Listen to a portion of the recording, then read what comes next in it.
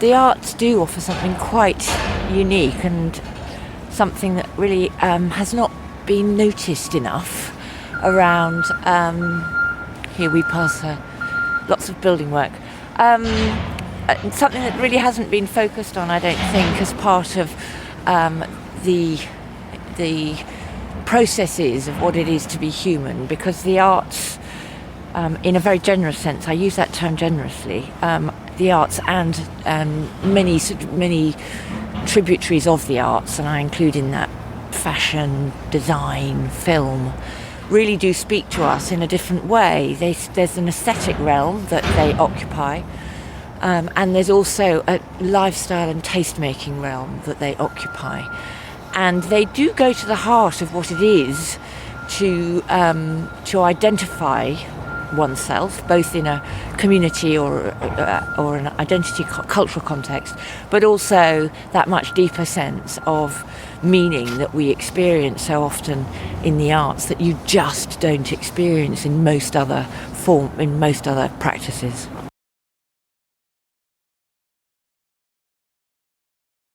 Well, I guess the second part of my inquiry is what change happens as a result of the point of contact between art and the public. So what impact, how does it change an individual? You sort of alluded to that, but could you talk a bit more about some of the things that you've seen that have been impactful and what kind of actions come out of? I mean, some art is action oriented, and obviously that's the goal.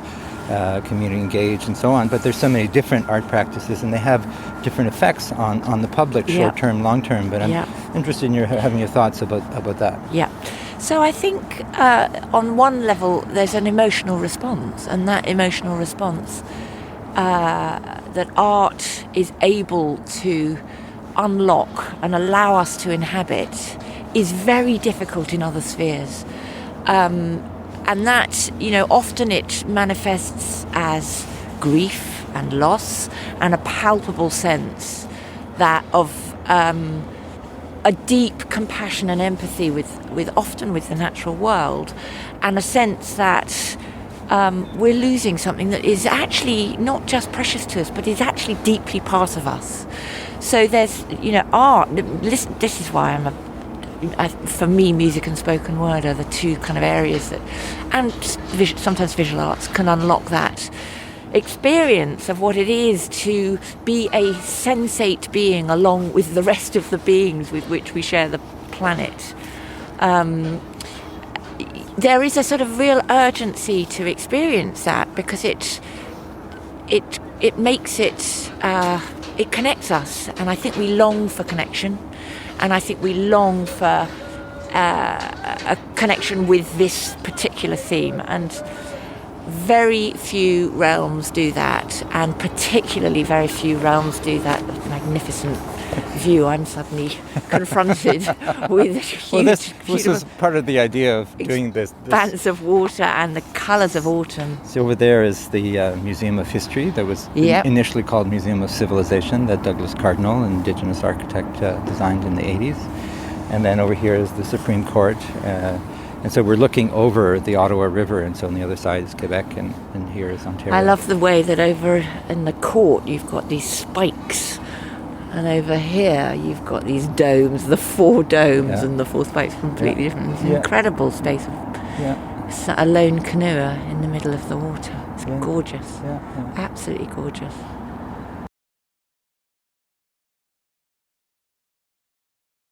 But I think converting that also, the other thing about the arts is that we also, because we are so interesting, the Homo sapiens is so interesting in terms of taste and culture and how we locate ourselves within types, not just our broad national culture, but also how incredibly diverse that is, and how subtle our community building and gathering is, the signifiers that we choose in order to both locate ourselves but also locate ourselves to others in the world. And there's a huge opportunity there and it's an opportunity that people are taking up with great enthusiasm for expressing the outrage, the bewilderment, the anger, the call for action, the urgency, both to one another but also to the wider world on this. And what's been fascinating for me is that you've always had nature as muse, as I said earlier, but actually how you convert that now, and as I said, I'm not remotely squeamish about instrumentalism, how you convert that into a call to action, however that is manifest, is a question, I think, that is absolutely central to the creative community and is actually being taken up, because art can speak to people in meaningful ways that really does call on us to respond to this differently. So wherever you are, anywhere in the world, you will almost certainly have some kind of creative cultural allegiance. And how do we use that in a purposeful way is a critical question now for us all.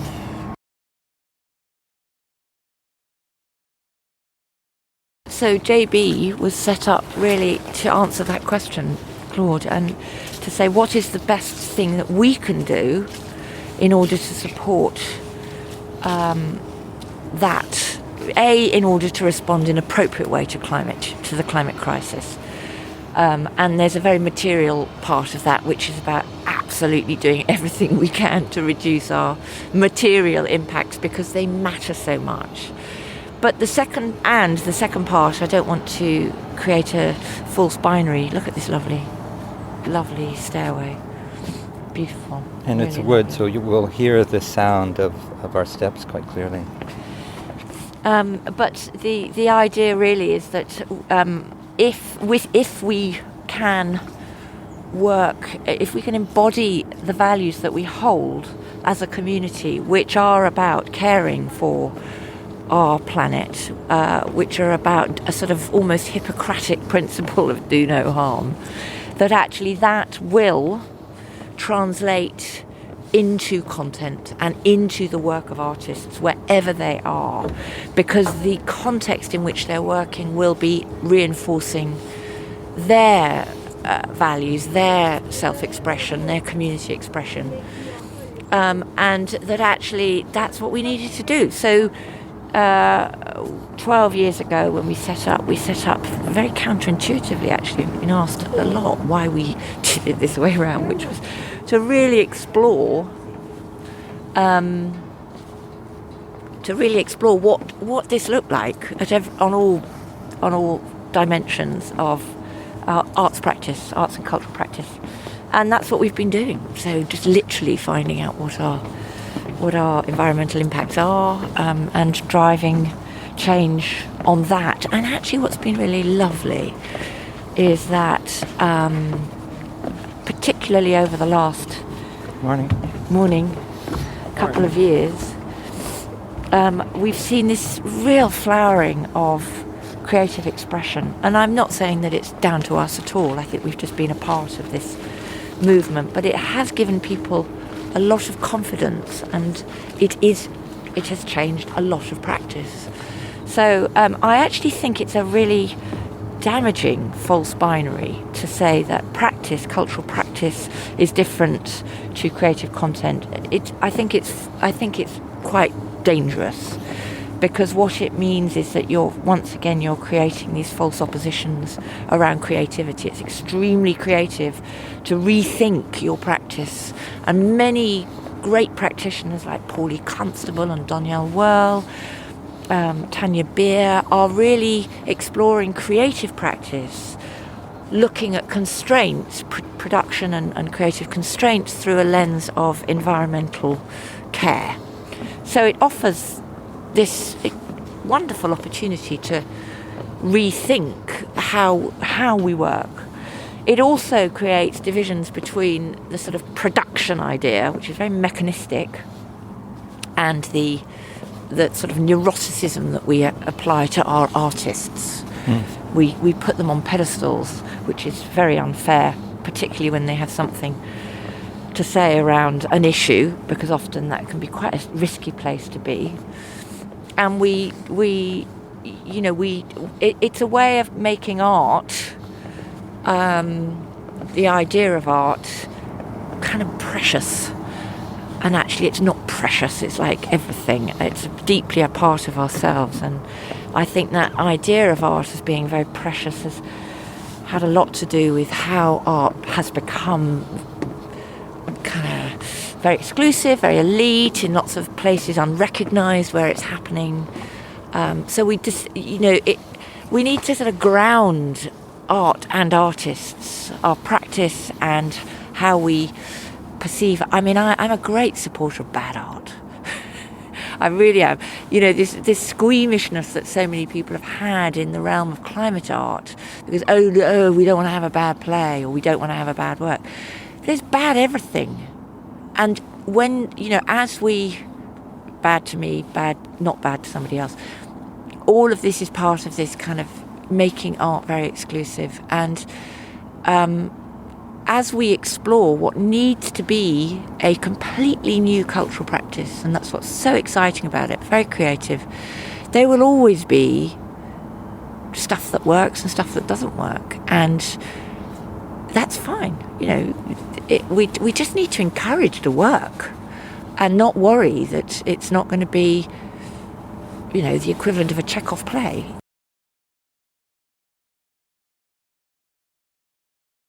The climate crisis is calling on us to re-examine how we got here. And of course, lots of people have been in this space around social justice for many, many years. But this one really does require a deep, long look at the sort of moment of that conversion from hunter-gathering right through that sort of that incredible story of human history, which landed perhaps inevitably into the Industrial Revolution and into colonialism and imperialism, and into the profound inequities that we have today. And one of perhaps the biggest and unexplored inequity is not around people, it's around the natural world. I personally think that the way that we treat animals is going to become recognised as the most horrific genocide that is just breathtaking in not too long a period of time. And there is an awakening going on about how we treat everything that isn't human, but that is indeed, as we know, increasingly sensate. And these are difficult questions because they're asking us to bring a degree of empathy and compassion to not just one another and to one another's histories, but also to a wider frame. And it's jolly hard.